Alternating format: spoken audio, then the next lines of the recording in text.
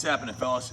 Feast your eyes on this classic Brier Brown original paint, extremely rare original paint, 12,000 mile survivor, one owner bike. I have the original title from the guy who purchased it brand new in March of 1972, over 52 years ago.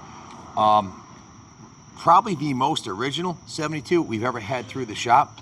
The only things that aren't original on this bike are the tires and the grips. Everything else on this, and of course the consumables. But I was at a shop in Pennsylvania on my way back from Daytona, and I saw this thing there. And back in March, at Bike Week, had my eye on it, and ended up calling them back and buying it. And from a distance, from standing from where we are right now, the Brier Brown looks black, but it's actually like a deep dark chocolate brown with metal flake in it.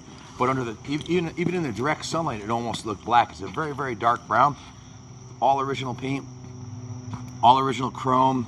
These are the original HM CB750, HM 341 pipes. They're very, very, very rare to find them with original pipes. We just sold one last week, a 72, restored with the aftermarket fuel tank and side panels, a replacement set of reproduction tins for $16,500. With, I think it had more miles than this. I don't remember off the top of my head. I have to check the video, but they're becoming extremely, they have been and continue to rise in popularity and collectability. In fact, the 69 Sandcast, the first year that came out, we sold one of those that we restored last year for $35,000. The Sandcasts are pretty much unobtainium. They're very, very hard to come by. Essentially, very similar motorcycle, but it was a first year. The 70s, 71s, and 72s have continued to skyrocket in value, and it's definitely an investment quality classic. And you got to think back to 1969 when Honda came out with this. What was the competition? Well, it was a Harley Sportster. There was the BSA and the Triumphs. There wasn't a lot of competition, and it was the first four-cylinder superbike ever made. Kawasaki, of course, upped the ante with the KZ900, but that was years later. So this thing dominated and received accolades from all the press and set a new standard. And the best, I was riding this around today thinking, the best thing about this is as good as these bikes were setting a new standard in 69, here we are on this 72, 52 years later, and it runs as good and looks as good as the day it rolled off the line. So not only were they technologically superior than the competition and pretty much put Triumph and BSA out of business and almost put Harley out of business, they stood the test of time. The durability, the functionality, all the electronics on this bike are 10. The turn signals, the lights, the horn, everything works beautiful. So unlike the King of Darkness, the Prince of Darkness, Lucas Electronics on some of the British bikes, you're getting a world-class electrical, mechanical, and the cosmetics stood the test of time too. So original, find another 72 with original paint that's this nice, and you'll have found a unicorn. This bike's a unicorn. They just don't exist like this. I should know, I'm in the industry. I've done as many 754s, probably more than anybody else in the last 5 years, 10 years. Done a lot of these, and this one's absolutely remarkable. Original saddle, original turn signals, original bars. Like I said, this bike is all original, and it's this color. There are two other colors. I made some notes here, and I got the service ticket I'll go over with you. But Sunrise Orange, that's the color of the one we just sold last week for $16,500. And they made Candy Gold. The Brier Brown of the three colors is the most rare, and very rarely do you see one in original paint this nice. So the guy who did the mechanical and restoration on this was none other than Mr. Turbo, Justin Harris. He is a CB750 expert, probably a connoisseur. He knows more about these than I do. I'm 60 years old. He's 25. He's been obsessed with these for 10 years. His neighbor has 42 CB750s, including, I think, 3 of the Sandcasts, and that's pretty much what lit his fire for these. So he actually has a set 1970 that he put a turbocharger on that you've probably seen in one of the videos. So he's owned a bunch of these, still owns one that's turbocharged, a 1970, and he's the guy that we wanted to work on this bike, and he went through it top to bottom. I'm going to read the excerpts from his work order for you. The total work order for this bike, including the cosmetic, all the work done in the detail shop, and I'll go over that after I go over this, was a total of 50 hours labor, but it didn't need much in parts. We put $385 in parts in this bike, which is remarkable. Didn't need much for parts, so, and it's all original. So we drained the oil pan and the oil tank, removed the oil filter, replaced the filter, and filled the tank with a gallon of Spectro 1040. Then he pulled the carbs, disassembled the rack, replaced the fuel in there, O-rings, completely dismantled the carburetors, cleaned them, repaired the float needles, set the float height, reassembled and rebuilt the carbs, and synchronized them beautifully once they're running. It runs phenomenal. And I'm going to take it for a test ride too, so don't check out. I'm going to do a drive-by for you. I replaced both fuel lines, cleaned up the airbox, and put a new air filter in the airbox. He soda blasted the gas tank. The gas tank was removed and cleaned inside. Rebuilt the petcock, installed the new gas tank trim, lubed both throttle cables, replaced the clutch cable, rebuilt the front brake cable, caliper, bled the brakes with DOT4 fluid, filled, charged, and installed a new UASA battery with a battery tender lead so you can keep it plugged in, replaced the neutral and high beam indicator bulbs, replaced the taillight bulb, replaced the taillight lens, and ensured that all electronics are working perfectly. Cleaned and set the points, replaced all 4 spark plugs with NGK DR ADS plugs, and installed a new set of coils. Replaced the seat latch mechanism, replaced the hardware holding the taillight mount, installed a brand new 530 gold chain, which the gold chain, we do that on most of the classics, mainly because it takes something that's greasy and ugly and turns it into a work of art. And it also matches the gold on the fuel tank, gold stripe beautifully. So Brier brown and metallic gold. So beautiful combination. Adjusted the cam chain tensioner, installed the new main fuse, a modern style one, and then test rode it and tuned it to perfection. So 12,000 miles on the original factory gauges. The gauges are in excellent condition and work beautifully. We can zoom in and show them that. Let me give you a quick riding demo, and then I'll go over the parts list with you and tell you exactly what was done. You see it has the original badge on here. The date of manufacture was 11 of 1971. Original matching numbers, unmolested,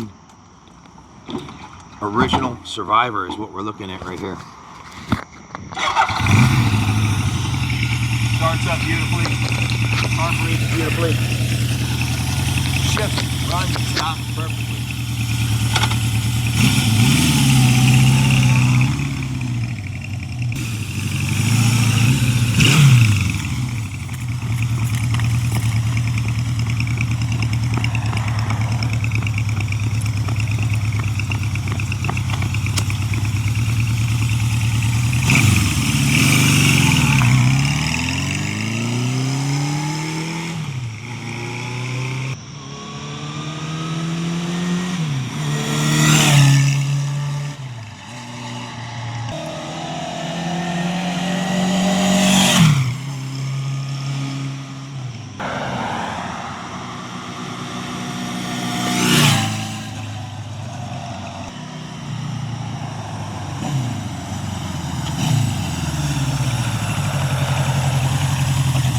And I was thinking to myself, what would be a daily, name another over 50-year-old motorcycle that you'd consider as a daily rider, and I couldn't really think of one better than this for a bike that you actually want to ride, take it to the beach, ride it to Daytona.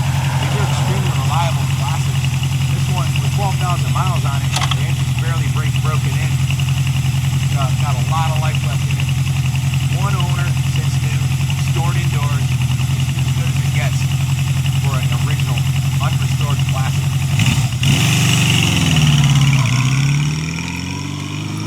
Phenomenal running and riding machine, one of the lowest mileage, mintest original 70s, 750s we've had through the shop. These don't stick around long. If you're thinking about getting one, if you look at what it costs to restore one of these, you're looking at, to do a frame up restoration, you're looking at 150 hours with the engine and everything of shop labor. So you're going to spend more than it's worth to do a frame up on one. We've got 50 hours in this one, and that included the cosmetic preservation service. The front wheel was removed, and the forks were sanded down, and the clear coat was the clear coat was failing on the forks, so it was sanded three stages, 3 grits, and then polished, so it looks just like brand new, or maybe even better than new. The front fender was polished, the rim was polished, the tank was polished and waxed. The whole bike was steam cleaned. When the rear wheel was off, they painted the rear swing arm, painted the frame down rails right here, painted inside the swing arm too, so when the wheel was off, they vapor blasted the wheel, cleaned the sprocket. The new chain was installed, and the brakes were serviced front and rear. They also repainted the kickstand and the center stand. These usually take a beating, grinding on the ground. They look brand spanking new. all of the aluminum on the bike. The side covers here were beautifully polished, as was the head.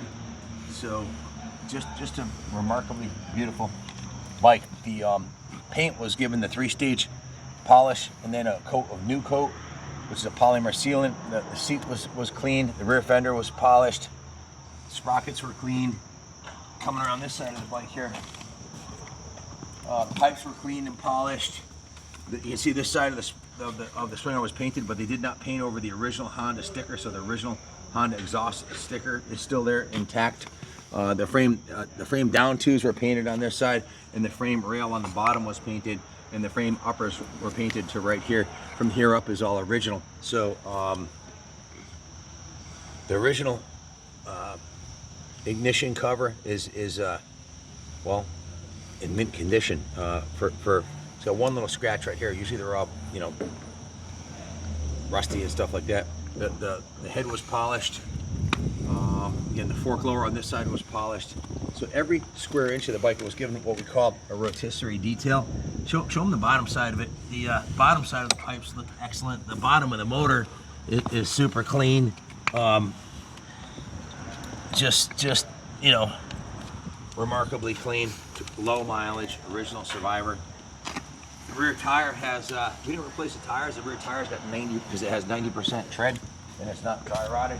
We also, the front tire has 90% tread and it's not dry rotted either. So bike needs nothing, runs like brand new, and it's one of the finest, cleanest originals of any of the early 70s that we've seen come through the shop.